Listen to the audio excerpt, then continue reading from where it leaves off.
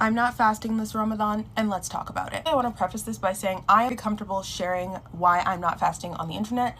Please do not ask random Muslims why they're not fasting. It can be intrusive and it can be rude. If you've been following me, then you know that I have a chronic illness, and so that's why I'm not fasting. I'm actually exempt from fasting because it would do more harm than it would do good. Instead, my dad gives charity to feed a person for every single day that I miss fasting. The reason why my dad does this and not myself is because my dad is technically my guardian. If I get married, then my husband will do this and I don't have to.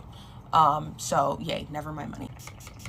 So many reasons why someone might be exempt from fasting, and I don't think a lot of people realize that. As a matter of fact, even if you're traveling, you don't have to fast. You can make up the fast later. So if you see somebody not fasting, don't assume the worst of them. Ramadan is so much more than fasting. Obviously, fasting is kind of what sets Ramadan apart. So I think that's why people kind of focus on it, and it's obviously a very big part of Ramadan, and we cannot ignore that. However, there are so many other aspects to Ramadan. For example, Taraweeh, which is the special Ramadan prayers.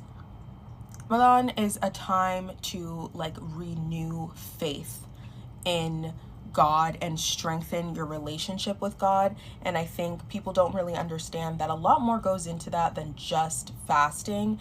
Praying is also a huge part of it. Dua and dhikr, which are all different kinds of prayer and different forms of prayer, and then of course the 5 obligatory prayers, and then lots and lots of sunnah prayers, which are not non-compulsory prayers. Fasting is a way to remove the distractions of eating and other unnecessary things so that you can focus more on those other things that I just mentioned. If you also aren't fasting, I want to remind you that you are not alone and that it's okay. So many other ways that you can engage with Ramadan. Do not despair in the mercy of Allah. Just focus on the things that you can do. It's gonna be okay. So don't worry about other people's judgments of you. What you should be worried about is Allah's judgment of you, not another person. And Allah is not judging you for not fasting if you have a valid reason to not fast. In fact, He does not want you to fast if you cannot fast. Okay, if it is a hardship upon you, then it's haram to fast.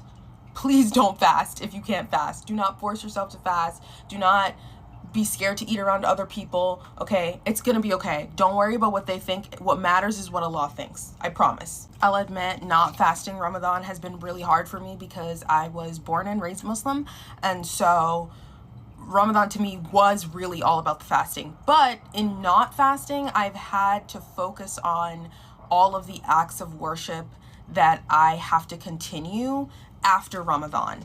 And I've had to really focus on my relationship with Allah and really think about what are the ways that I can get closer to Him even though I cannot fast. Lose that ability was really, really challenging. So I don't want to negate that. And so if you're experiencing that, I totally understand what that feels like, and it is hard. But just remember that Allah does not want you to put yourself in harm's way in order to worship Him.